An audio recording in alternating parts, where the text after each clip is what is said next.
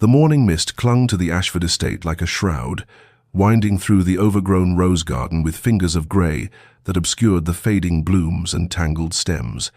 Eleanor Ashford knelt among the dying flowers, her dress already damp at the hem, her hands gentle as they pruned away the dead growth her mother would never have allowed to accumulate. 10 years. 10 years since the fever had taken Lady Catherine Ashford, and with her, any reason for the household to notice its second daughter. Eleanor worked methodically, her movements practiced and solitary, finding in this neglected garden the only place where her presence felt like something other than an intrusion. The roses had been her mother's joy, planted and tended with a devotion that Eleanor now continued alone, though no one remarked upon her efforts or admired the stubborn blooms she coaxed from reluctant stems. She could hear the household stirring behind the manor's windows, the clatter of breakfast being laid, and she knew without looking at the angle of the weak October sun that she was late, that they would already be seated, that her absence would go unnoticed until her presence became inconvenient. Rising with the stiffness of cold and kneeling, she brushed the soil from her hands and made her way through the garden gate, past the manicured hedges that someone else maintained, toward the servants' entrance she had learned to use, to avoid tracking dirt through halls where her sister Vivienne might see and offer that particular smile of disdain wrapped in pity. The breakfast room was warm and bright when she slipped into her chair at the table's far end, the smallest chair with the least favourable position, tucked nearly into the corner where the morning light did not reach. Her father, Lord Ashford, sat at the head in robust conversation with Vivienne, whose golden hair caught the sun like a crown, whose laugh rang through the room like music, whose every gesture commanded attention that came as naturally as breathing. "The Hartwell ball was a triumph, father," Vivienne was saying, her voice animated with the confidence of someone who had never doubted her own significance. "Lady Hartwell remarked upon my gown at least 3 times, and Lord Pemberton requested 2 dances, which you know is quite—" Eleanor reached for the toast, her movements small and quiet, practiced in the art of taking up no space. A servant filled her tea without meeting her eyes, a kindness Eleanor had learned to interpret as mercy rather than slight, for to be invisible to the servants meant they at least did not join in the family's determined erasure of her existence. "Eleanor, you've brought dirt to the table," her father said without looking at her, his tone carrying the weary disappointment of a man forced to acknowledge an inconvenience. She looked down at her hands, scrubbed but still bearing the faint crescents of soil beneath her nails, evidence of the morning's work in the garden no one visited. "I apologize, father. I was tending mother's roses." The words fell into silence, heavy and unwelcome. Vivienne's expression flickered with something Eleanor could no longer name. Was it pain or merely irritation at the mention of the woman whose love had once been divided between 2 daughters, instead of concentrated entirely upon the one? "Those roses should be torn out," Lord Ashford said, returning his attention to his plate. "Waste of good land. Vivienne, you were saying about Lord Pemberton?" And just like that, Eleanor dissolved back into invisibility, a ghost at her own family's table, forgotten as thoroughly as if she had never spoken at all. The letter arrived 3 days later, delivered on cream paper with the Duke of Silverton's seal pressed into black wax, and with it the household transformed into something Eleanor barely recognized, a churning hive of ambition and preparation that left no corner untouched by its fevered energy. She learned of the contents not from her father, who did not think to inform her directly, but from the raised voices that carried through the manor's halls as Lord Ashford consulted with Vivienne behind the closed doors of his study, their excitement palpable even through oak and stone. The Duke of Silverton, widowed these 2 years past, wealthy beyond measure, connected to half the great families of England, would be visiting the Ashford estate within a fortnight to consider prospects for remarriage,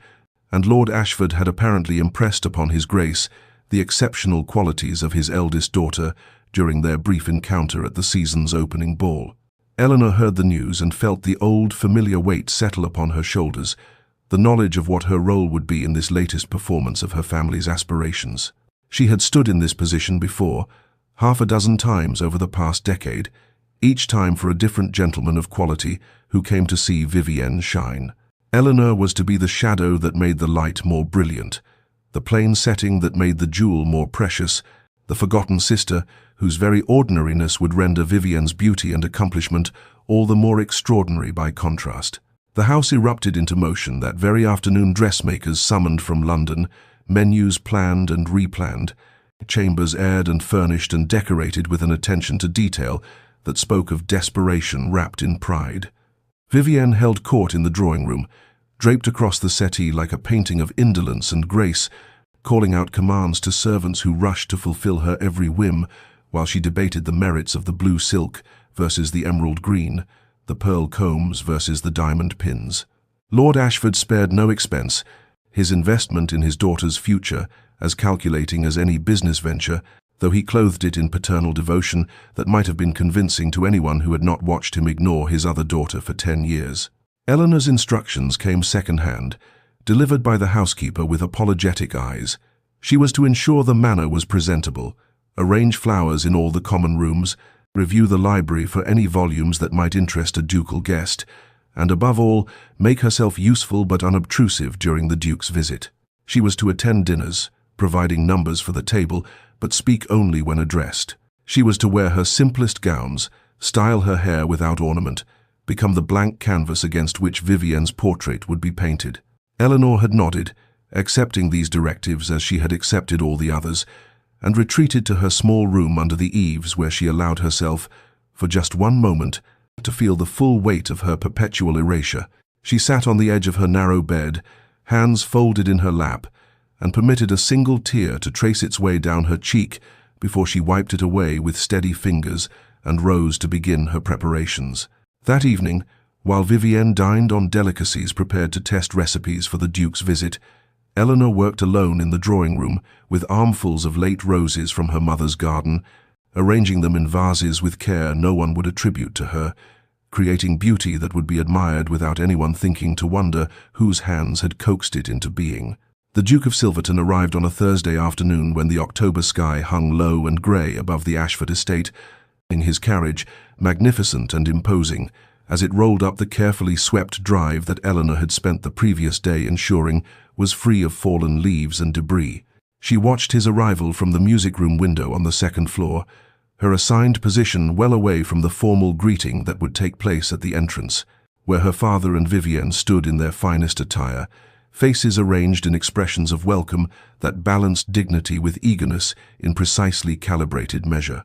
From her distant vantage point, Eleanor could observe the Duke as he emerged from his carriage, tall and broad-shouldered, moving with the natural authority of a man born to command respect, his dark hair touched with grey at the temples, though he could not be more than 35. He was handsome in the stark way of classical sculpture, all clean lines and aristocratic bearing,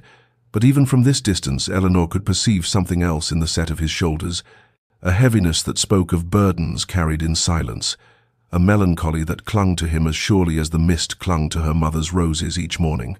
Duke Adrian Rothwell, she knew from the whispered conversations of servants who forgot she was present, had lost his wife to childbed fever 2 years past, the babe following its mother within hours, and had retreated from society into a grief that had only recently begun to thaw enough to contemplate the necessity of remarriage and the production of an heir. Eleanor felt an unexpected kinship with this stranger's sorrow, recognized in his careful movements the same protective reserve she had cultivated in herself, the armor of composure worn by those who had learned that revealing pain only invited its exploitation. The formal dinner that evening was an exercise in exquisite torture, every element choreographed to showcase Vivienne's accomplishments, while relegating Eleanor to her role as living shadow at the table's far end. The dining room blazed with candlelight that turned Vivienne's golden hair to spun sunlight and left Eleanor's brown locks dull by comparison, and the conversation flowed around topics carefully selected to allow Vivienne to display her wit, her musical talents, her knowledge of literature and current affairs that came from expensive tutors rather than the solitary reading that was Eleanor's only education. Duke Adrian sat at her father's right hand, responding to Vivienne's animated discourse with polite attention that Eleanor, watching from her peripheral position, recognized as the performance of interest rather than its genuine article. She had become expert, after all, in distinguishing between true engagement and mere courtesy, having received so little of the former and so much of the latter throughout her invisible decade.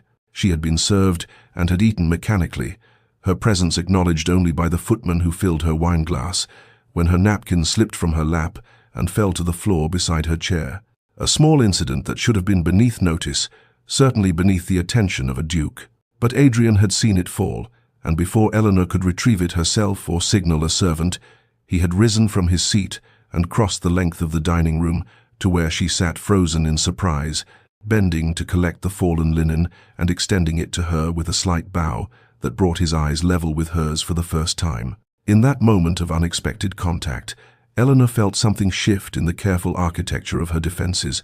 for the Duke's eyes, grey as morning mist, storm clouds, winter seas, looked at her with a quality of attention she had almost forgotten existed, a seeing that went beyond mere acknowledgement of her physical presence to recognition of something deeper, as though he perceived in her face some truth that others had trained themselves to overlook. The moment lasted perhaps 3 heartbeats, perhaps an eternity, before Eleanor remembered herself and murmured her thanks, taking the napkin with trembling fingers, while her father's voice cut across the room with forced joviality,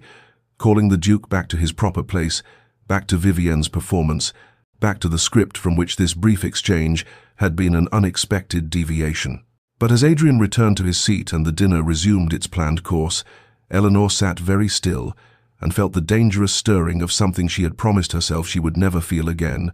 the terrible, fragile beginning of hope. Eleanor woke the morning after the dinner, with her heart still unsettled by the brief moment of recognition that had passed between herself and the Duke. A moment she had spent half the night convincing herself she had imagined or misinterpreted, for surely a man of his station had merely been exercising the courtesy expected of his rank, nothing more, and surely she was a fool to read meaning into a simple gesture of retrieving a fallen napkin. She dressed in her plainest morning gown, a faded grey muslin that had seen 3 seasons of wear, and made her way downstairs expecting the day to unfold, as all such days did during these matrimonial visits. Vivienne holding court in the drawing-room, their father orchestrating opportunities for the prospective suitor to admire his eldest daughter's accomplishments, Eleanor herself fading into the wallpaper or retreating to the kitchens to assist with tasks beneath the notice of family but suited to her liminal position in the household. But when she entered the breakfast room, she found her father and Vivienne already present and wearing expressions of barely concealed surprise, and her father announced without preamble that the Duke had requested a tour of the gardens and had specifically asked that Eleanor serve as his guide, as he had been given to understand she maintained them. The words struck Eleanor like stones, each one requiring examination for hidden meaning or mockery, and she stood frozen in the doorway while her father continued, saying that naturally the Duke was simply being polite, making conversation before the serious business of courtship began, and Eleanor should oblige him for an hour or so before making herself scarce so that Vivienne might join them for the remainder of the morning. Vivienne's expression flickered with something Eleanor could not quite name, not concern, certainly, for Vivienne had never concerned herself with Eleanor's activities, but perhaps a faint puzzlement that the Duke should request the company of the forgotten sister when the radiant one sat readily available. Eleanor nodded her acceptance, her voice apparently having retreated along with her courage, and 20 minutes later found herself walking beside Duke Adrian Rothwell along the gravel paths of her mother's garden, the morning mist still clinging to the roses like a benediction, the air cool and smelling of earth, and the green promise of growing things. They walked in silence for several moments, Eleanor acutely conscious of his presence beside her, the way his height required her to look up to see his face, the careful distance he maintained that spoke of respect rather than indifference, and finally he spoke, asking her how long she had tended these gardens, and something in the genuine curiosity of his tone loosened the tight grip of anxiety in her chest. She found herself answering honestly, telling him that her mother had planted the roses 20 years ago, that Eleanor had worked beside her as a child, learning the names of each variety and the particular needs of their cultivation, and that after her mother's death she had taken on the garden's care as a kind of sacred trust, the one inheritance that had been hers alone. As she spoke, the words came easier, her usual careful guardedness falling away as she showed him her mother's favorite blooms,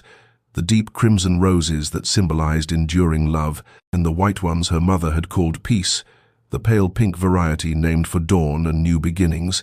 and she realized with a start that she was speaking with passion, with the animation she usually suppressed, and that Duke Adrian was listening with an attention that went beyond mere politeness. He asked questions that demonstrated he was truly hearing her, about the soil composition and the challenges of maintaining old roses, about whether she had added varieties of her own and what had guided her choices. And when she paused, suddenly self-conscious, he smiled at her with such warmth that she felt something dangerous bloom in her chest, the treacherous hope that perhaps, impossibly, she had not imagined that moment of connection after all, that perhaps this stranger with sorrow in his eyes saw something in her that her own family had long since ceased to seek. As October deepened into gold and crimson, the trees surrounding the Ashford estate transforming into flames of colour that would have seemed garish had they not been so heartbreakingly beautiful, Duke Adrian Rothwell became a recurring presence in Eleanor's carefully ordered existence, arriving 2 and sometimes 3 times each week, with a regularity that began to unsettle the household's assumptions about the purpose of his visits. He came ostensibly to call upon the family, to continue his evaluation of Vivienne as a prospective bride, but each visit inevitably found him seeking Eleanor's company, requesting her guidance through the gardens, even as the flowers began their retreat toward winter dormancy, asking her opinion on books he had brought from his own library,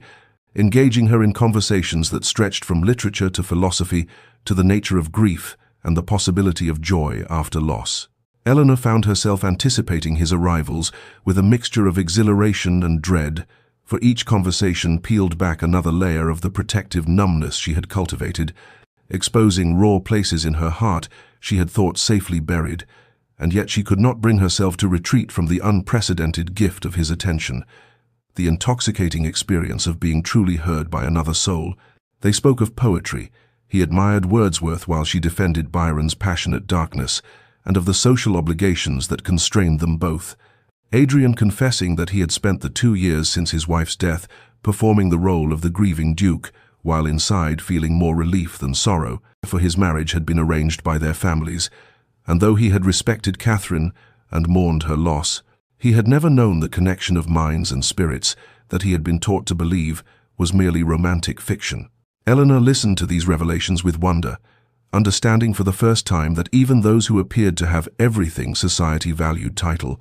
wealth, and position, could experience their own forms of invisibility, their own imprisonment in roles that denied their essential selves. It was during his 5th visit, on an afternoon when grey clouds promised rain and the wind scattered the last crimson leaves across the garden paths, that Adrian discovered the leather notebook Eleanor had left on the stone bench while she cut back the season's final roses,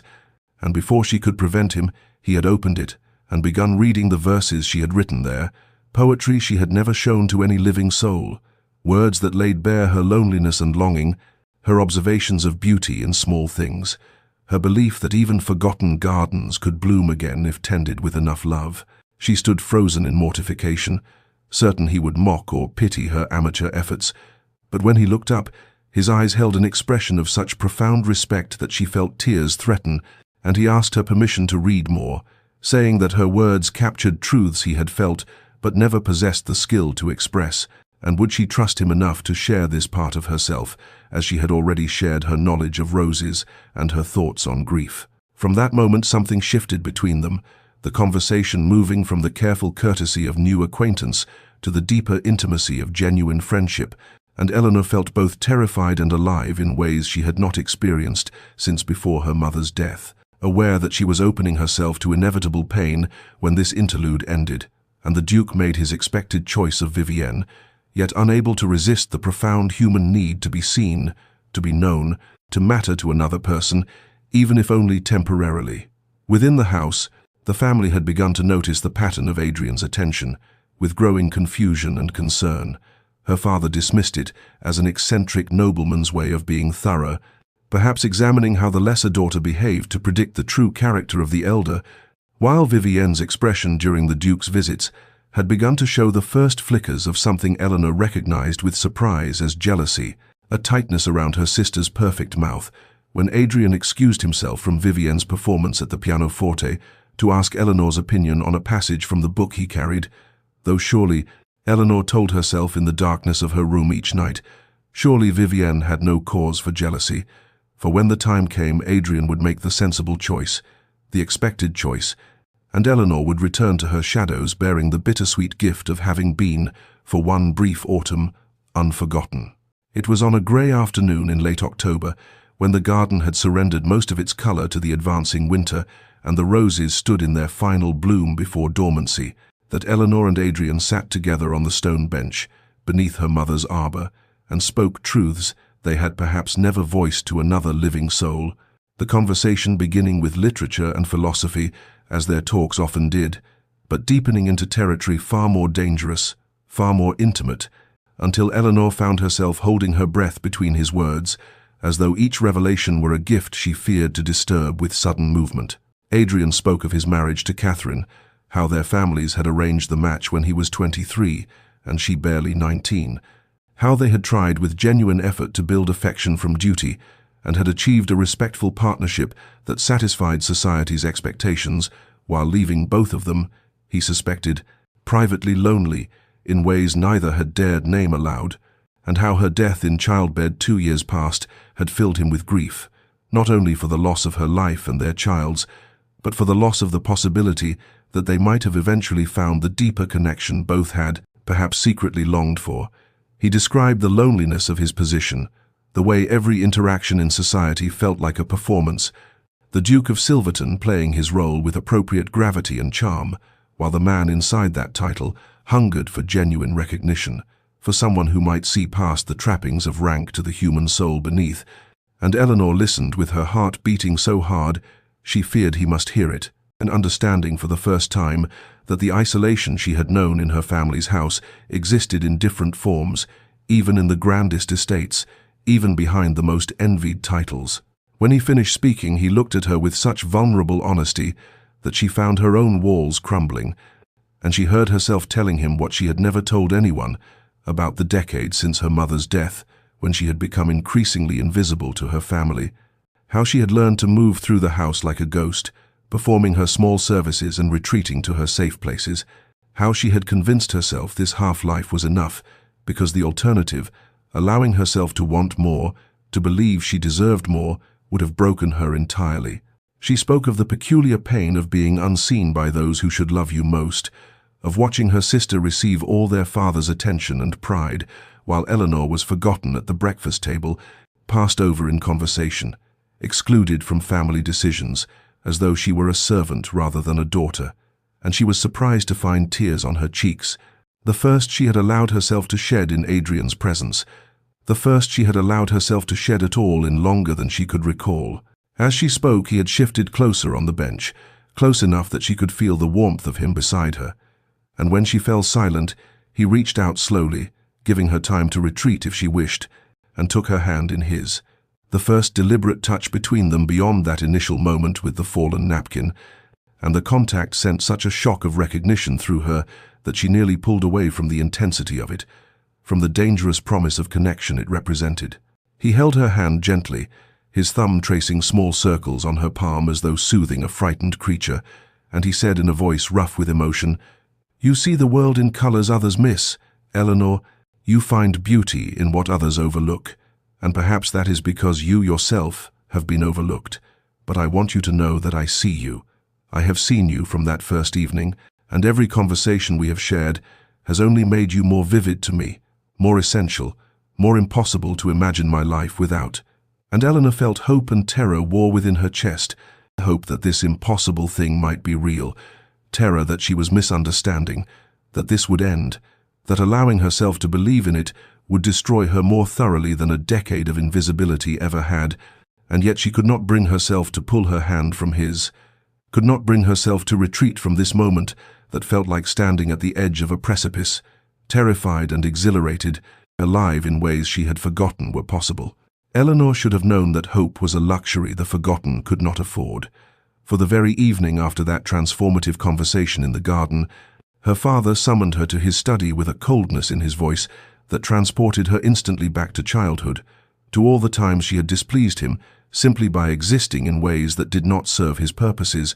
and she stood before his desk like a prisoner awaiting sentence, while he informed her in clipped, furious tones that she was embarrassing the family, that her inappropriate monopolization of the Duke's attention was jeopardizing Vivienne's prospects, that she had allowed herself delusions far above her station, and he would not permit her selfish behavior to ruin her sister's chance at the match they had all been working toward. He commanded her to cease spending time with the Duke entirely, to keep to her room during his visits,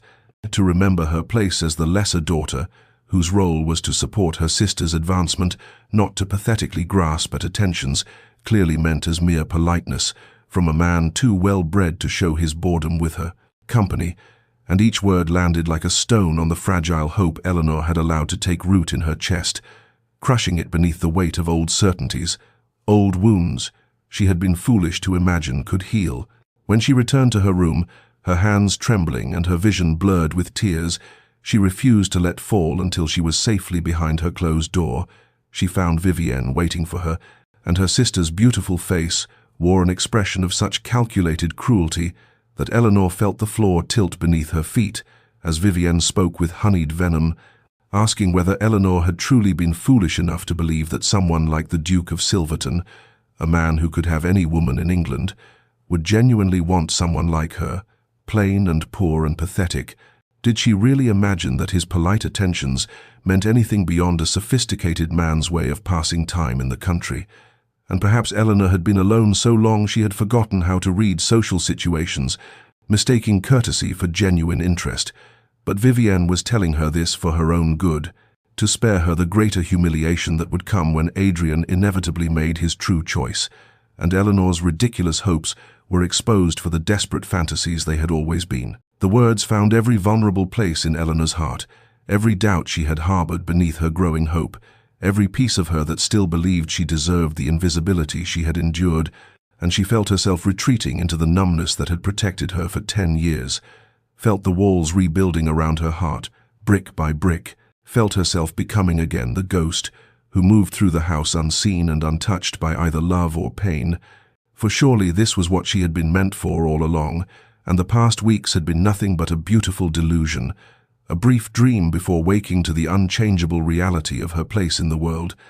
When Adrian arrived for his next visit 2 days later, Eleanor kept to her room as commanded, sitting by her window with a book she could not read, hearing the sounds of the household below,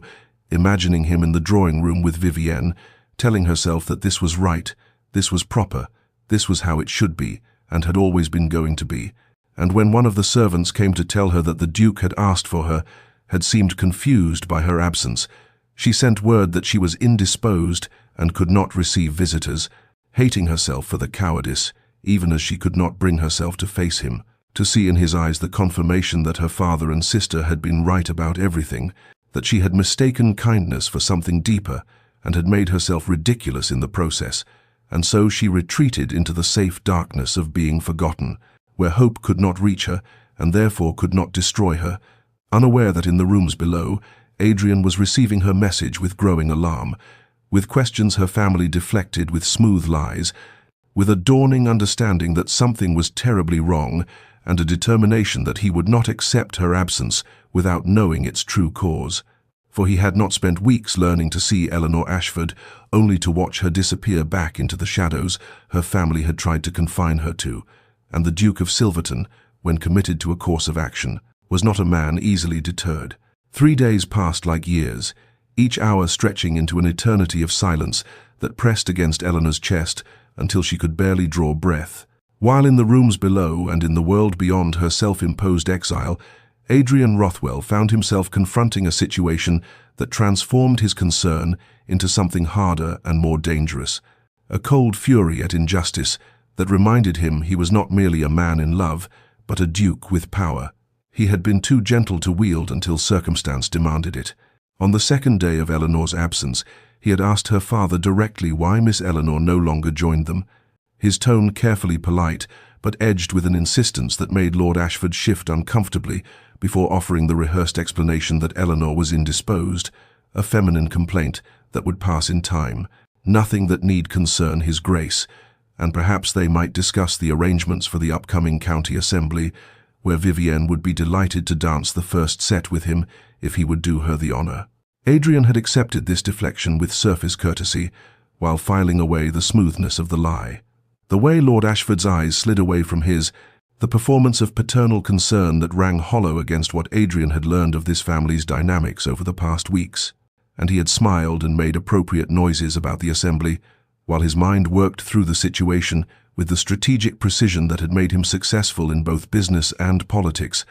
recognizing that direct confrontation would only cause Eleanor's family to guard her more closely, but that information was a form of power, and he needed to understand the true shape of what he was facing. It was Mrs. Brennan, the housekeeper who had served the Ashford family for 30 years and who had watched Eleanor grow from a cherished child into a ghost, who finally gave him the truth, approaching him in the garden on the afternoon of the third day, with the kind of courage that comes from having endured too much silence and finding herself unable to bear it any longer.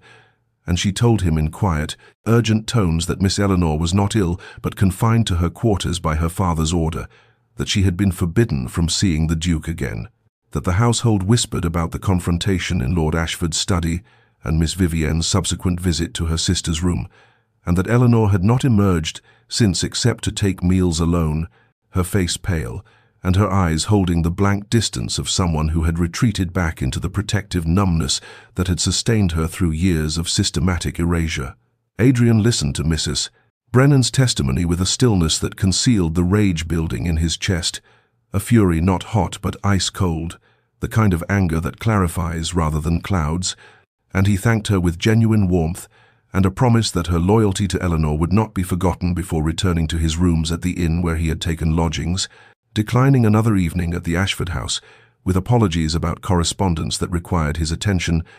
and there, in the private space of his temporary chambers, he allowed himself to feel the full weight of what he now understood, that the woman he had come to love was being treated as a prisoner in her own home for the crime of being seen by someone who valued her, and that the family who should have protected her had instead become her jailers, and this he would not permit to continue. Adrian arrived at the Ashford house the following morning, not as a supplicant seeking favor, but as a duke claiming his right of access, and when the butler attempted to turn him away with stammered apologies about the family not receiving visitors, Adrian simply fixed him with a look that had made members of Parliament reconsider their positions, and stated in tones that permitted no argument that he would wait in the library until Miss Eleanor could be informed of his presence, walking past the flustered servant before objections could be formulated, his intimate knowledge of the house's layout from previous visits guiding him to the one room he suspected Eleanor might be found if she had ventured from her chambers, for she had once mentioned that the library had been her mother's favorite room, and he had observed how her fingers trailed along the spines of books with the tenderness of someone touching sacred relics. He found her there as he had hoped,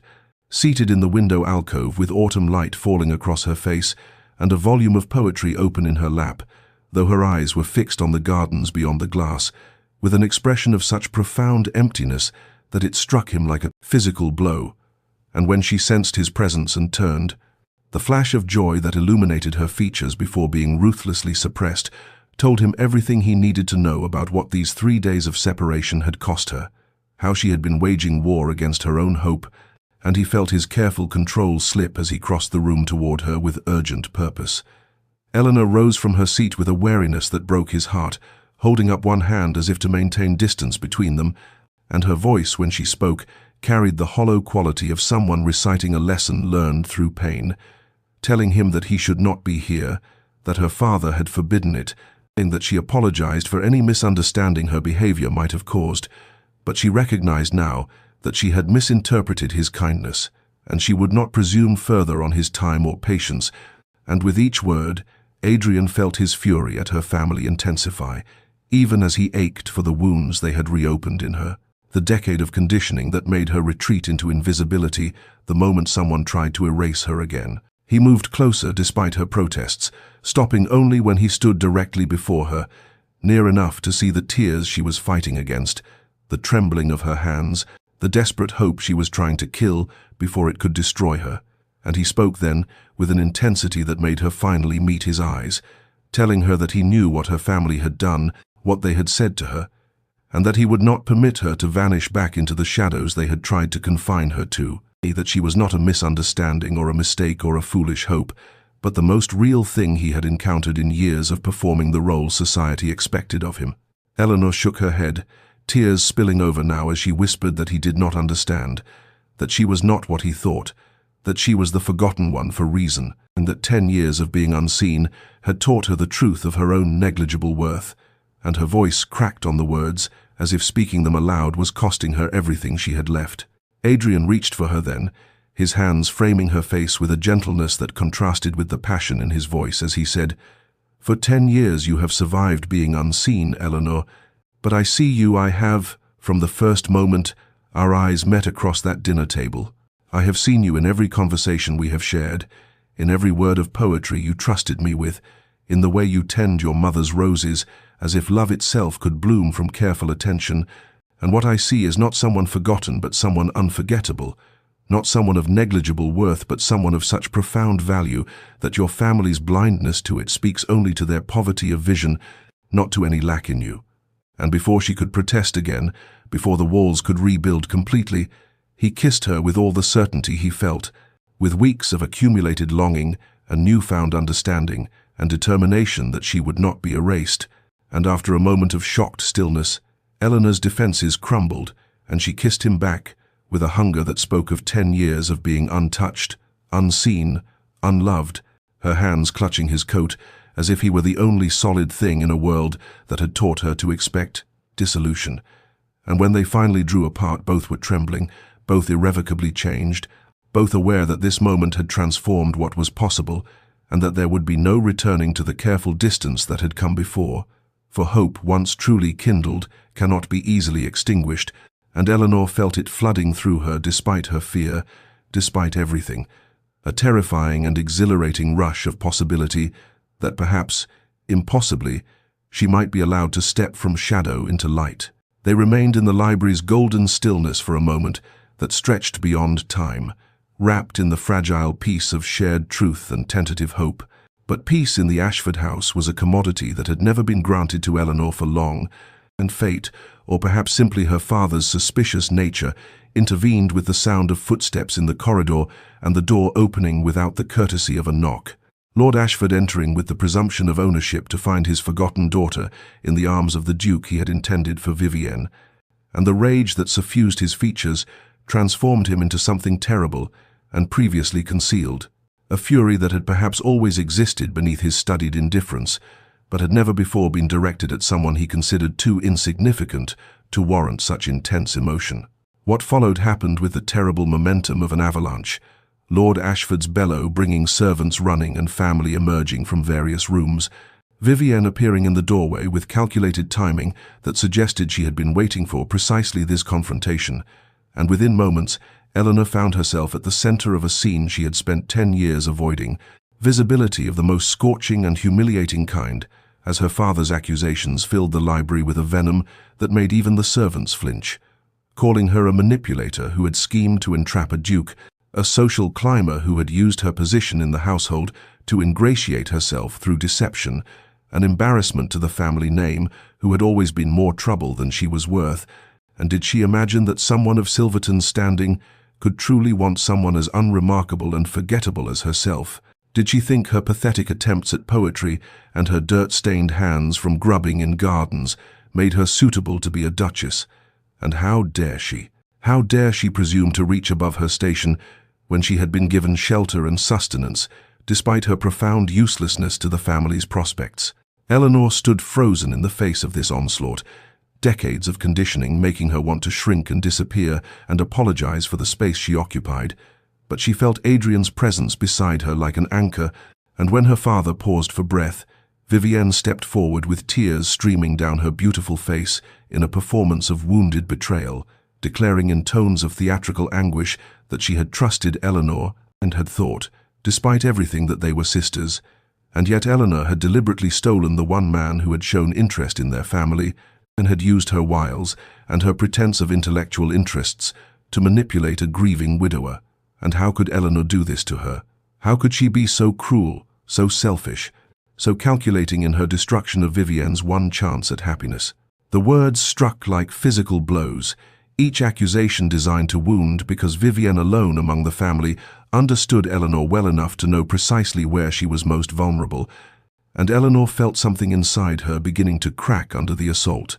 the careful walls she had built to protect herself from exactly this kind of exposure starting to crumble. But before she could retreat into the numbness that had sustained her through years of smaller cruelties, Adrian moved, stepping forward with a stillness that was somehow more commanding than any shout. And when he spoke, his voice carried the kind of cold aristocratic authority that reminded everyone present exactly who he was and what power he wielded in the wider world beyond this provincial household. "You will not speak to her this way," Adrian said,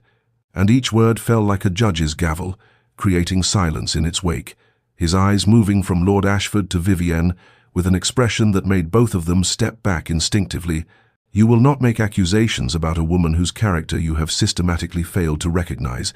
and you will certainly not pretend that your anger stems from concern for propriety, when what truly enrages you is that someone has finally seen value where you have insisted there was none."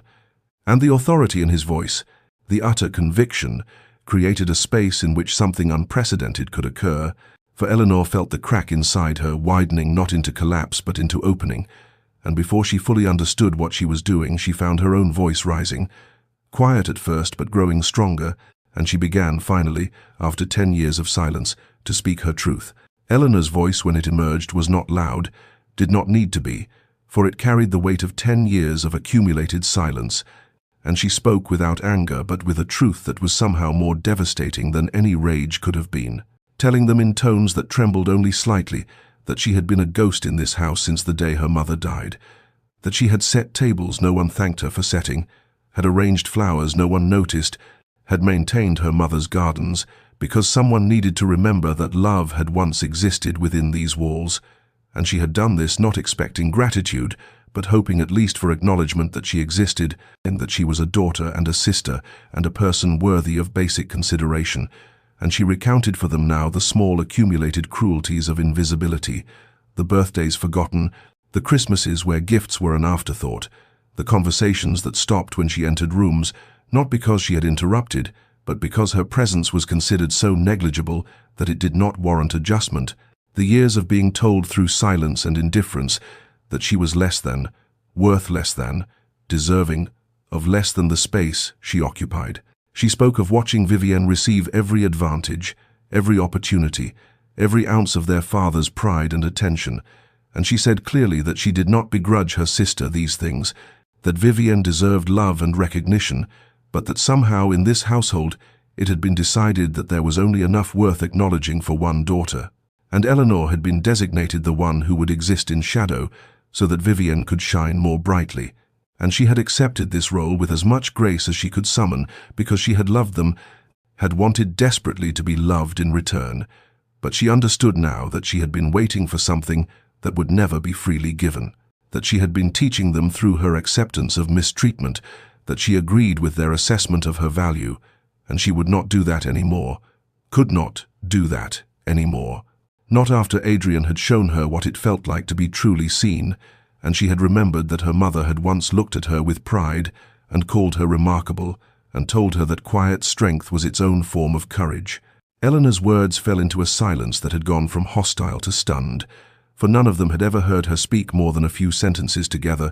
certainly had never heard her claim space and voice and truth with such devastating clarity,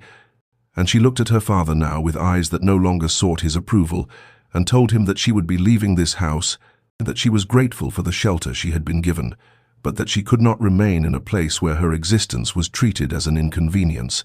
and this decision was hers alone, made not because of Adrian's attention, but because she had finally recognized that she deserved more than the crumbs of consideration she had been surviving on, and whether Adrian wished to continue their acquaintance or not, she would not return to being invisible, would not teach another generation that some people were born to be forgotten, while others were born to be celebrated, and she said to her father with a finality that allowed no argument, "I have been a ghost in this house since Mother died, existing in the spaces between your attention to more important matters, but I will not be a ghost anymore. I choose to be real, to be seen, to be acknowledged as having worth, and if this family cannot give me that, then I will find it elsewhere, for I have learned that it is better to be alone and visible to oneself than to be surrounded by people who look through you as if you are made of glass." The transformation in the room was palpable, servants weeping openly now at this quiet rebellion, Lord Ashford's face cycling through rage and shock, and something that might have been recognition of his own culpability. Vivienne frozen in her performance of wounded betrayal, as if uncertain how to proceed when her usual tools had proven ineffective. And Adrian watching Eleanor with an expression of profound admiration and love that made her feel for the first time that perhaps her voice, so long suppressed, had been worth the waiting, worth the fear of speaking, for in claiming her own worth, she had discovered a power she had not known. She possessed the power of a woman who finally, after years of erasure, refuses to be erased any longer. Into the charged silence that followed Eleanor's declaration, Adrian stepped forward with the deliberate grace of a man who had made his decision long before this moment and was now simply claiming what had always been inevitable. And he addressed not Eleanor first but her family, his voice carrying that same aristocratic authority, but now tempered with something warmer, a conviction that transcended social obligation and entered the realm of absolute certainty. And he said to Lord Ashford with perfect formality, "I came to this house at your invitation to consider a marriage alliance, and I have indeed found a woman I wish to make my duchess, though not the daughter you anticipated offering." And he let those words settle before continuing, his gaze moving to encompass Vivienne, whose performance had faltered into genuine uncertainty. "Miss Vivienne is indeed accomplished and beautiful, everything society values in a potential bride. But I am not looking for accomplishment or beauty alone. I seek partnership, intellectual companionship, a meeting of souls that transcends the superficial arrangements that pass for marriage among our class." And then he turned to Eleanor with an expression that made her breath catch in her throat, for she saw in his eyes not pity or charity, but recognition and respect, and something that looked terrifyingly like love. And he addressed her as he might address an equal in a negotiation of profound importance, saying, "Miss Eleanor, I came to this house looking for a wife, and I found something far rarer. I found my equal, someone who sees the world with poet's eyes and a philosopher's mind, who has survived a decade of erasure with grace and dignity that would break lesser souls, and who tends gardens and writes verses, and carries within her a depth of feeling that most people spend lifetimes never discovering." And he stepped closer to her, close enough that she could see the gold flecks in his grey eyes, and he said with a formality that somehow made the words more rather than less intimate, "I am asking you, Eleanor Ashford, if you would consent to become my wife, to be the Duchess of Silverton, not because I am rescuing you from your circumstances, but because I cannot imagine facing the future without your particular wisdom and warmth beside me, because conversations with you have taught me that I had been merely existing rather than living, because when I look at you, I see not the forgotten daughter, but the unforgettable woman, and I would be honored beyond measure if you would allow me to spend the rest of my life ensuring that you are seen and heard and valued as you deserve." Eleanor felt the world narrow to this moment, this impossible offering, and fear rose in her throat like bile, because surely this could not be real. Surely he did not understand what he was proposing, and she heard herself saying with a tremor she could not control, "You would tie yourself to the forgotten daughter? Your reputation, your standing in society, they will say you were bewitched or have lost your reason, that you chose the inferior sister out of some perverse rebellion against propriety." And she searched his face for doubt or hesitation, or the first signs of reconsideration. But Adrian only smiled with a tenderness that made her eyes sting with unshed tears, and he reached for her hand with a questioning gesture that gave her every opportunity to refuse, and when she did not pull away, he took her fingers in his and said with absolute conviction,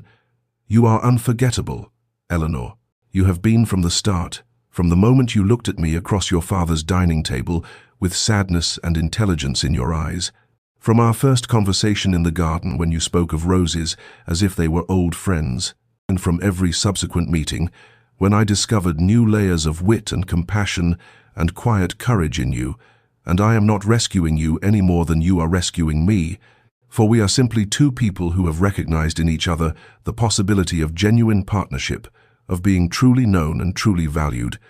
and I am placing this choice entirely in your hands, because that is what partnership means. I will not sweep you away on some tide of aristocratic presumption, but I will stand beside you if you choose to walk forward into a different future, and whatever you decide I will support, and for your agency and your voice matter more than my desires." The proposal hung in the air between them, weighty with possibility and terror, and the faint, fragile hope that perhaps, after 10 years of invisibility, Eleanor Ashford might finally step into the light and allow herself to be fully, gloriously, unforgettably seen. Eleanor stood in the center of the drawing room with Adrian's proposal hanging in the air like something fragile and impossibly precious, and she felt the weight of 10 years pressing against this single moment of choice, 10 years of conditioning that whispered she was not worthy of such love, that she should decline gracefully and spare him the embarrassment of having chosen incorrectly, that women like her, forgotten daughters, invisible sisters, ghosts in their own homes, did not get to step into fairy tales and claim happy endings. And yet even as these familiar voices of doubt rose within her, she felt something else stirring, a memory surfacing from the years before her mother's death, when she had been small and loved and seen. And she remembered with sudden crystalline clarity an afternoon in the rose garden when her mother had knelt beside her and tucked a strand of hair behind her ear and said, "Eleanor, my darling, you have a quiet courage that will serve you all your life. You see deeply, you feel deeply, and when the moment comes for you to choose your own path, do not let fear make you small, for you were born to bloom just as surely as these roses, and the right soil and the right light will come when you are ready to grow toward them." And Eleanor understood now that her mother had somehow known, had seen the future unfolding, and had planted seeds of worth in her daughter's heart that 10 years of neglect had not quite managed to kill. And she looked at Adrian, seeing not rescuer or escape, but partnership and recognition, and the terrifying, beautiful possibility of being fully known. And she thought of the rose garden outside these windows, how her mother's bushes had seemed dead each winter, but came back each spring more glorious than before, because their roots ran deep and true. And she understood that she too had roots, that invisibility had not erased her, but had perhaps prepared her for this moment, by teaching her to value substance over appearance, depth over shallow brilliance, authentic connection over performative charm. She drew a breath that felt like the first real breath she had taken in a decade, and she looked first at her father, whose face showed confusion and anger at having his authority challenged, then at Vivienne, whose perfect facade had cracked to reveal genuine uncertainty beneath, then at the servants who watched with tears streaming down their faces as if witnessing something they had long hoped for but never expected to see. And finally she looked at Adrian, whose grey eyes held steady on hers with patience and love and absolute faith in whatever she chose, and she felt something shift inside her chest, some iron band that had been constricting her heart for 10 years finally loosening, and she heard her own voice emerge clear and strong as she said, "I have spent 10 years believing that I was forgotten because I was forgettable, that I was unseen because I was unworthy of sight, and I have made myself small and quiet and unobtrusive because I thought that was what I deserved. But you have shown me, Adrian, that I was teaching others how to treat me through my acceptance of mistreatment, and my mother knew before she died that I had worth even if I forgot it for a while, and I choose now to remember, to reclaim what was always true even when I could not see it. I choose myself, my voice, my value, my right to exist fully and be acknowledged fully, and in choosing myself, I find that I can also choose you, can choose this partnership you offer, not because I need rescuing, but because I recognize in you someone who sees truly and loves deeply and offers not a cage however gilded, but a garden in which we might both grow toward light." And she stepped forward, closing the distance between them, and placed her hand in his, and said with a smile that felt like sunrise after endless night, "Yes, Adrian Rothwell, I will marry you. I will be your duchess and your partner and your equal, and together we will build a life where being seen and being valued are not rare gifts but daily certainties." The room erupted then in varied reactions, her father's outraged sputtering, Vivienne's shocked silence, the servants' open weeping and barely suppressed cheers. But Eleanor heard none of it, because Adrian had pulled her close and kissed her forehead with such tenderness that she felt herself finally, fully, unforgettably seen. As autumn turned toward winter and the trees outside Ashford Manor surrendered their last leaves to the increasingly bitter wind, Eleanor found herself engaged in the strange, intimate work of packing a life she had never truly been permitted to live fully, moving through rooms that had been her prison for a decade with the surreal knowledge that she would soon leave them forever. And there was grief in this despite everything, because these walls had witnessed her mother's love before they had witnessed her father's indifference, and she found herself reclaiming pieces of her history that had been slowly erased over the years. Her mother's jewelry box that had been relocated to Vivienne's room,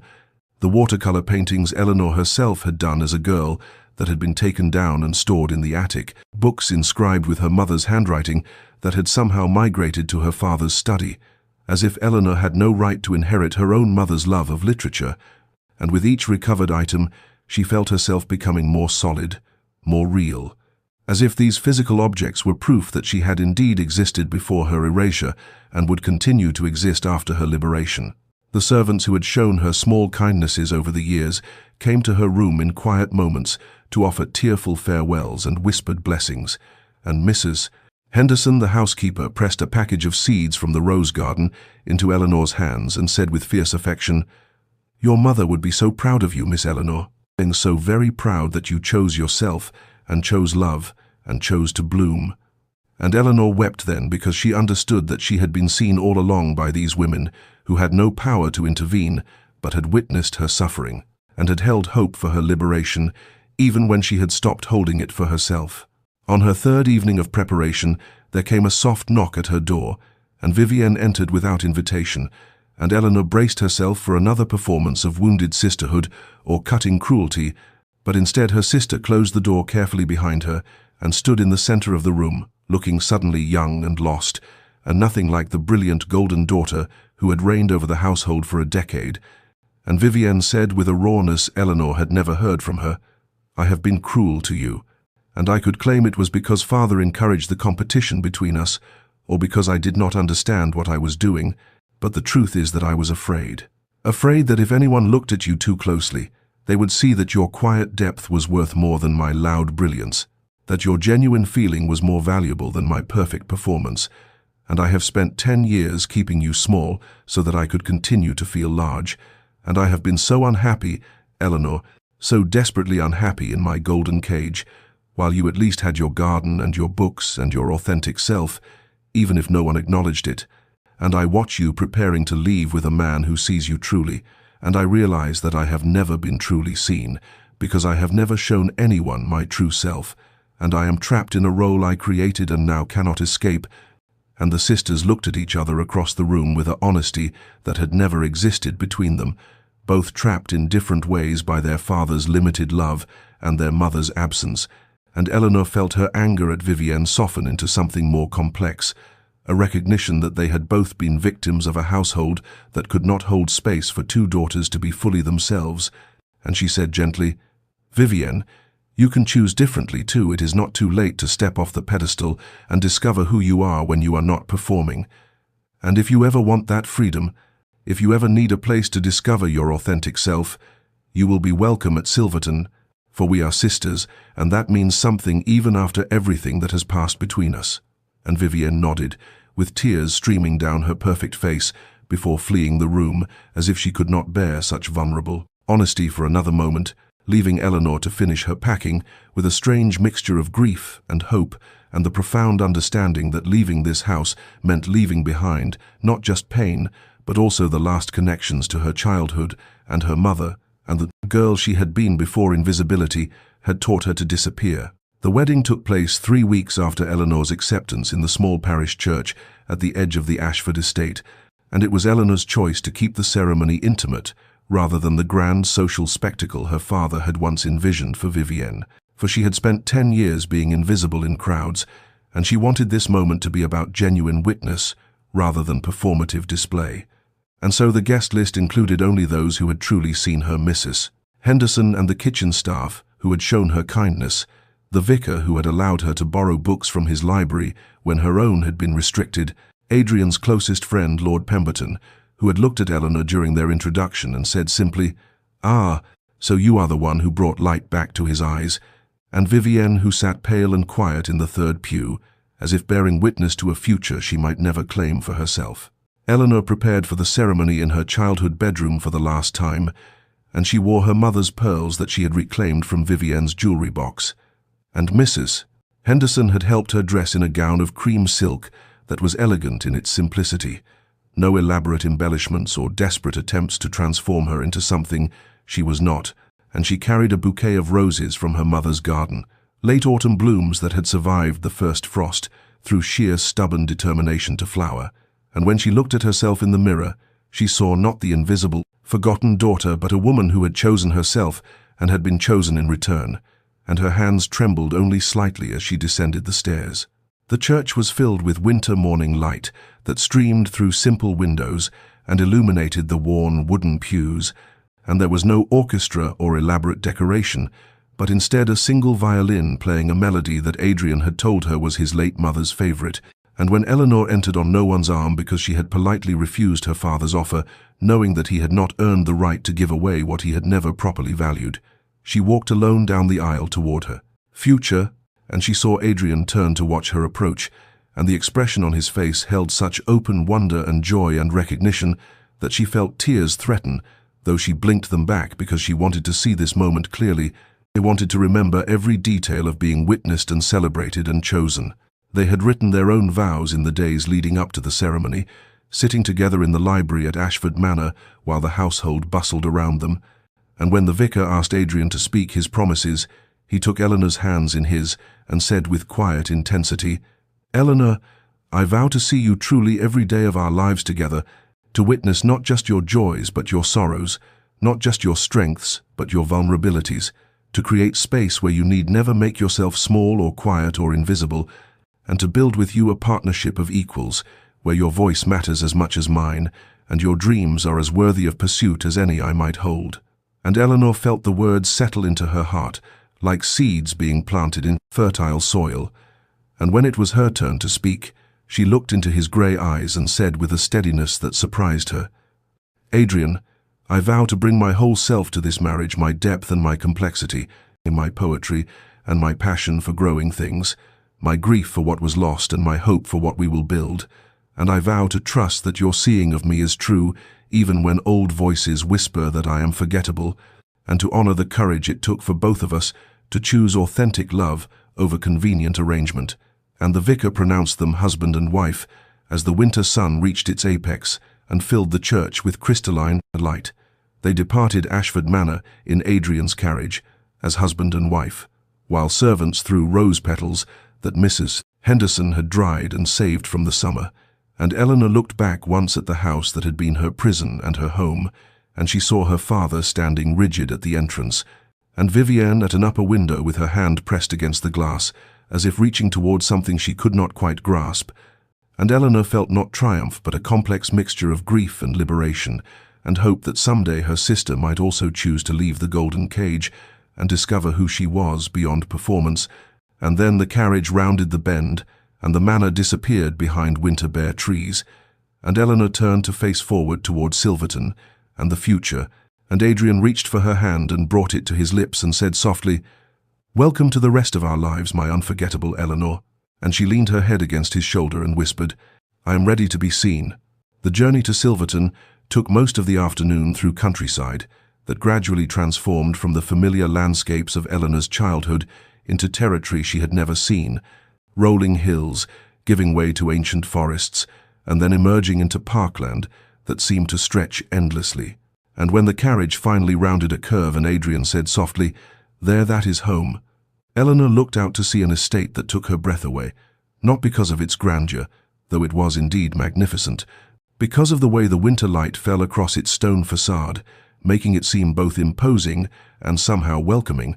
and she felt a flutter of nervousness in her chest, because this vast, beautiful place was now meant to be hers in a way that Ashford Manor had never been, even when she had lived there all her life. Adrian handed her down from the carriage himself rather than waiting for a footman, and as her feet touched the gravel drive, he kept hold of her hand and said with an intensity that made her throat tighten, "Eleanor, I want you to understand something from this first moment. This is not my house that you are entering as a guest, or even as a wife who must adapt herself to existing structures. This is our home, and I want you to feel free to change anything, arrange anything, claim any space as your own, for you are not filling a role here, but creating a life, and the difference matters more than I can express." And she nodded, because she could not yet speak past the emotion of being given permission to take up space after a decade of being told to make herself smaller. The staff had assembled in the entrance hall to meet their new duchess, and Eleanor felt the familiar instinct to fade into the background, to make herself unremarkable and easily overlooked. But Adrian kept his hand at the small of her back, as if anchoring her in her new reality, and the housekeeper, Mrs. Blackwood, came forward with a warm smile and said, "Welcome home, Your Grace. We are so very pleased to have you at Silverton." And Eleanor heard the genuine warmth in those words and felt disoriented by it, for she had grown so accustomed to being either ignored or merely tolerated that sincere welcome felt like a language she had forgotten how to speak. Adrian took her through the main rooms of the house, and she tried to absorb the beauty of the spaces, the library, with floor-to-ceiling windows overlooking the gardens, the morning room painted in soft yellow that captured even winter's pale light, the gallery hung with portraits of Rothwell ancestors who seemed to watch her passage with expressions ranging from stern disapproval to enigmatic amusement. And in each room Adrian asked her opinion, asked what she thought of the arrangement, asked if she would like to change anything, and Eleanor realized with a shock that rippled through her entire body that he genuinely wanted her thoughts, that this was not performative courtesy, but real invitation to shape their shared life. When they reached the Duchess's chambers on the second floor, Adrian paused with his hand on the door and said with careful gentleness, "I had the staff prepare these rooms, but I told them to keep the decoration minimal, for these were my mother's rooms, and then briefly Catherine's, and I do not want you to feel that you are inhabiting someone else's space or living among another woman's choices." And when he opened the door, Eleanor saw a suite of beautiful rooms that had clearly been cleaned and aired but held almost no personal touches. The walls a neutral cream, the furniture elegant but impersonal. And Adrian continued,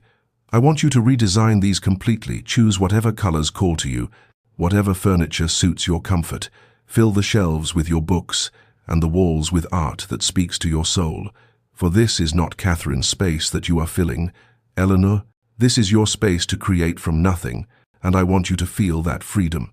And Eleanor walked slowly into the room that was now meant to be her private sanctuary, and felt tears slip down her cheeks because the gift he was giving her was not just beautiful rooms, but permission to exist fully, to claim space, to be visible in her own home. That first night they dined alone in a small informal dining room, rather than the grand state dining room, and the conversation flowed easily between them as it always had. But there was an additional layer now of nervous anticipation, for they were married, and this was their wedding night, and Eleanor had spent very little time thinking about the physical dimensions of marriage because she had been so focused on the emotional revelation of being chosen. And when Adrian reached across the table to take her hand and asked gently, "Are you frightened?" she considered the question seriously before answering, "Not of you, but of my own inexperience, of not knowing how to be a wife, of disappointing you after you have given me so much."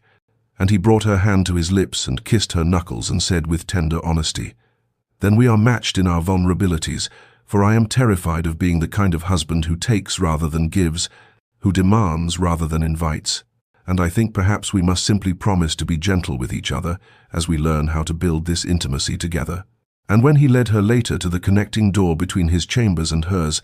and asked, "May I?" with such careful respect for her autonomy, she felt something unlock in her chest, some final barrier of fear dissolving in the face of his consistent tenderness, and she said yes, not as submission but as choice, and they came together in the darkness with a vulnerability and care that felt like another kind of vow, another promise of mutual seeing. And afterward, as Eleanor lay in Adrian's arms in the large bed that was now theirs, she thought that this was what it meant to be truly witnessed, not just seen in daylight and public spaces, but known in darkness and private moments, not just valued for her pleasant qualities, but accepted in her wholeness. And she whispered into the quiet, "I did not know it could be like this." And Adrian pulled her closer and replied, "Neither did I, my unforgettable Eleanor, neither did I." As winter yielded to spring, as it always does, despite the long darkness that makes us doubt whether warmth will ever return, Eleanor found herself transforming in ways both visible and internal, for the months at Silverton had given her something she had never possessed at Ashford Manor, the space and permission to discover who she actually was beneath the layers of invisibility she had wrapped around herself for protection. She had redesigned the Duchess's chambers in shades of deep green and gold that reminded her of her mother's garden in its summer abundance, and she had filled the shelves with books of poetry and philosophy, and the notebooks where she continued to write her own verses, and when she woke each morning in rooms that reflected her own taste and sensibility rather than someone else's legacy, she felt a small thrill of recognition that this space, this life, truly belonged to her. The estate management became another unexpected avenue of self-discovery, for Adrian insisted on including her in decisions about tenants and land use and household accounts, and Eleanor found that she had a natural aptitude for understanding the complex web of relationships and responsibilities that sustained Silverton and Mrs. Blackwood remarked one afternoon with genuine respect that the Duchess had a gift for seeing what people needed before they had to ask for it, and Eleanor realized with a start that being seen herself had made her better at seeing others. That visibility was not a finite resource, but something that expanded the more it was practiced. She created new gardens that spring, working alongside the head gardener to design spaces that would bloom in succession from early spring through late autumn. And she brought cuttings from her mother's roses at Ashford and planted them in a sheltered corner where they would be protected from harsh winds. And as she knelt in the soil with her hands deep in the earth, she felt connected to something larger than herself, to the cycles of growth and dormancy and renewal that had nothing to do with being seen or forgotten, and everything to do with the quiet, persistent force of life itself. Adrian had discovered one of her poetry notebooks in the library where she had left it while cataloguing books, and rather than returning it with polite disinterest, he had read the poems carefully and then come to find her with an expression of such wonder and pride that Eleanor had felt embarrassed and exposed, and he had said with quiet intensity, "Eleanor, these are extraordinary. Have you ever considered publishing them?" And she had laughed at the impossibility of such a notion, but he had persisted, and eventually she had agreed to let him share a selection with his friend Lord Pemberton, who had connections in London's literary circles,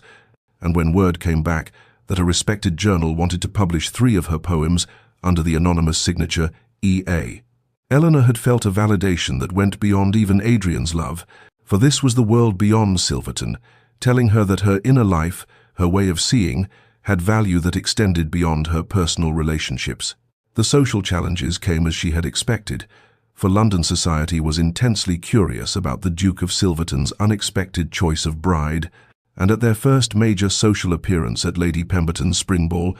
Eleanor had felt the weight of hundreds of eyes assessing her ordinariness and finding her inexplicably inadequate for her position, and she had heard the whispers, "That is the Duchess? But she is so plain, and I heard she was practically a servant in her own family's house. How on earth did she capture Silverton?" And the old instinct to make herself smaller, to fade into the background, had risen up powerfully, but Adrian had kept his hand at her waist and whispered, "Let them look, let them wonder, for they will never understand that what I found in you is worth more than all their approval combined." And Eleanor had lifted her chin and met the curious stares with quiet dignity, not performing or pretending to be someone she was not, but simply existing fully in her own skin.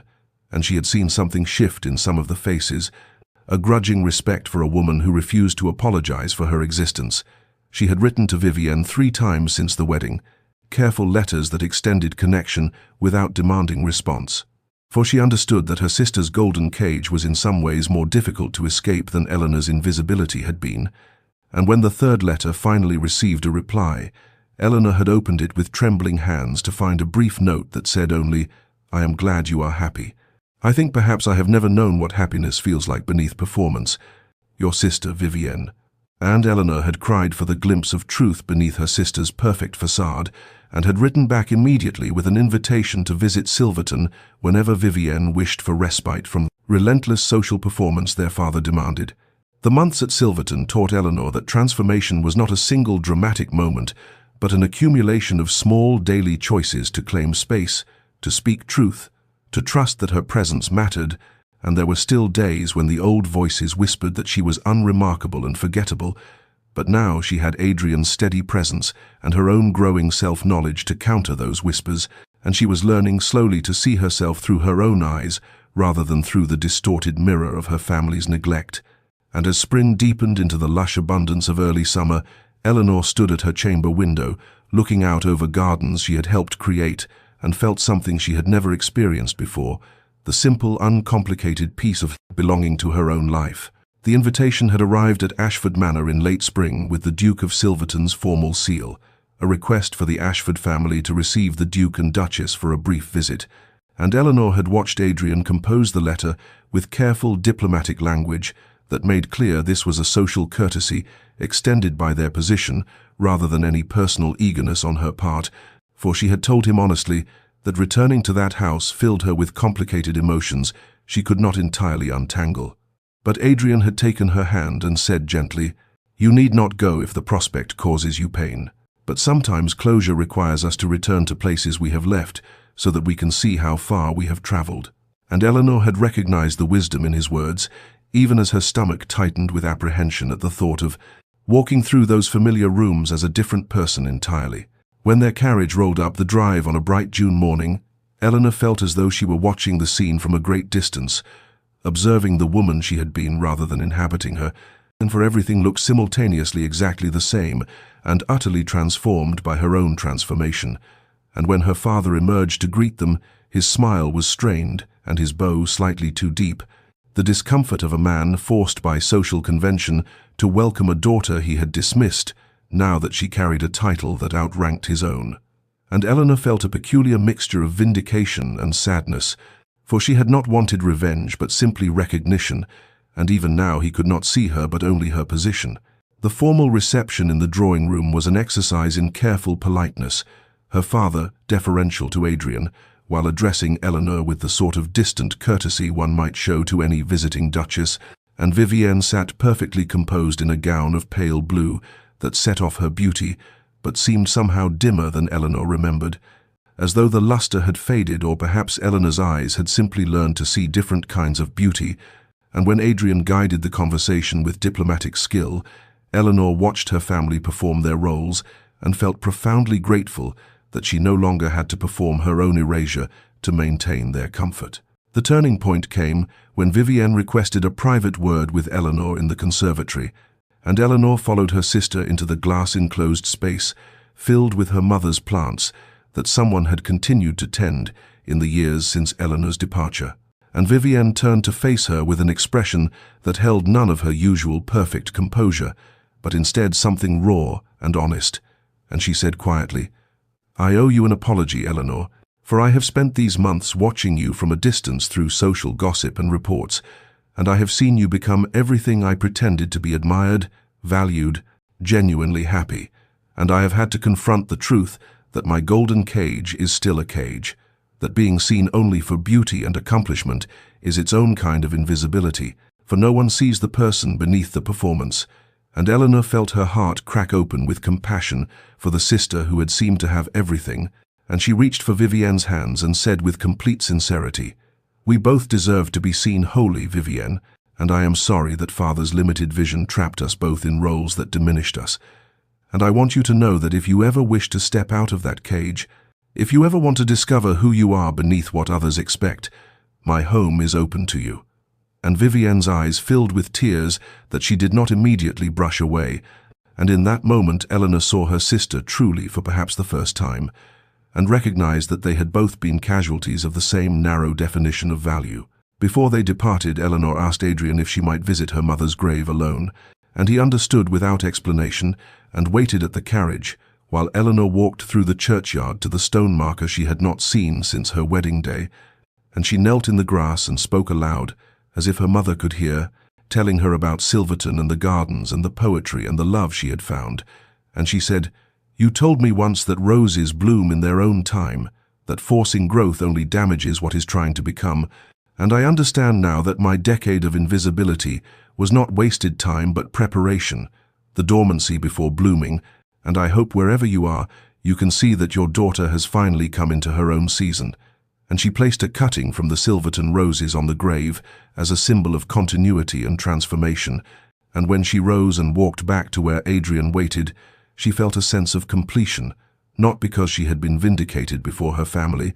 but because she had returned to her beginning transformed, and that transformation was proof enough of her journey's worth. 3 years had passed since Eleanor had left Ashford Manor as the Duke of Silverton's bride. 3 years that had transformed not only her life, but her very understanding of what a life could contain, and on a golden afternoon, in late summer, She stood at the edge of the gardens she had created at Silverton and felt the profound contentment of a woman who had finally grown into the fullness of her own existence. For these gardens were nothing like her mother's careful English roses, but rather a wild profusion of color and texture that reflected Eleanor's own discovery, that beauty need not be constrained by others' expectations, but could bloom in whatever form brought joy to the gardener. The estate had become truly hers in ways that went beyond legal ownership, for she had left her mark on every aspect of its operation. From the modernized tenant cottages to the library she had expanded, to include a reading room where estate workers' children could borrow books, and the staff no longer treated her with the careful deference reserved for an uncertain newcomer, but rather with the genuine affection earned by a mistress who knew their names and their families and their dreams. And Mrs. Blackwood had told her just last week with tears in her eyes that Silverton had not felt so much like a home since Adrian's mother had lived. And Eleanor had embraced the older woman with gratitude for the comparison that honored both duchesses without suggesting one was merely replacing the other. Her poetry had been published under her own name now, a slender volume titled The Invisible Hours that had received surprisingly warm reception in London's literary circles, and though some society matrons had sniffed that a duchess ought not to expose her inner life so publicly, Eleanor had found that she cared far less about such judgments than she once would have imagined possible, for she had learned that living authentically meant accepting that some people would never understand or approve, and their incomprehension said more about the limits of their vision than about the value of her truth. But the greatest transformation, the one that brought Eleanor to tears in quiet moments when she paused to recognize the magnitude of change, was the small figure currently kneeling in the garden beds, with dirt-smudged cheeks and wild dark curls escaping from her braids. For Charlotte Rose Rothwell, at 3 years old, was everything Eleanor had never been allowed to be: exuberant, confident, secure in the knowledge that her parents delighted in her existence. And Eleanor watched her daughter dig enthusiastically in the soil, searching for worms, and felt a fierce determination that this child would never know what it meant to make herself small or to doubt her worthiness of love and attention. Adrian emerged from the house, carrying Charlotte's forgotten sun hat, and crossed the lawn with the easy grace that still made Eleanor's heart quicken even after years of marriage, and he paused beside her to watch their daughter's industrious excavation before saying quietly, "She has your passion for growing things, though perhaps not yet your patience with the actual plants." And Eleanor laughed and leaned into his shoulder as Charlotte triumphantly held up a wriggling earthworm for their inspection, and Adrian called out, "Well done, little gardener. Shall we find him a new home?" and went to kneel beside their daughter with complete disregard for his expensive trousers, and Eleanor felt her throat tighten with gratitude for this man who had seen her when she was invisible and who now saw their daughter with the same generous, attentive vision. That evening, after Charlotte had been tucked into bed with stories about magical gardens and brave forgotten princesses who discovered their own power, Eleanor and Adrian sat together in the library with the windows open to the summer twilight and the scent of roses drifting in on the warm breeze. And he was reading correspondence while she worked on new poems, but they were connected by the comfortable silence of two people who need not perform or explain themselves. And when Adrian set aside his letters and came to kneel beside her chair and take her hands in his, she saw in his eyes the same wonder and recognition that had passed between them that first evening when he had retrieved her dropped napkin, and he said, "Do you remember when you told me you had been a ghost at Ashford? Sometimes I still cannot believe my extraordinary fortune in being the one who saw you, in being granted the privilege of watching you become fully yourself." And Eleanor cupped his face in her hands and kissed him with the tender assurance of a woman who had finally learned to trust that she was seen and valued and loved, not despite her ordinariness, but because of the extraordinary depth and beauty that ordinariness contained, and she whispered against his lips, "I was a seed in darkness waiting for the proper season, and you gave me the light and space to bloom, but the blooming itself that I had to choose." And Adrian smiled and said, "And thank God you chose it. Thank God you chose yourself. Thank God you chose me." And they sat together as the summer darkness deepened around them, and Eleanor thought about the girl she had been, invisible and forgotten, and felt only tenderness for that younger self who had survived by becoming small, for that survival had made possible this thriving and she had learned that transformation was not betrayal of who we were, but rather the fullest expression of who we had always been, beneath the layers of protection and performance, waiting for our season to finally arrive.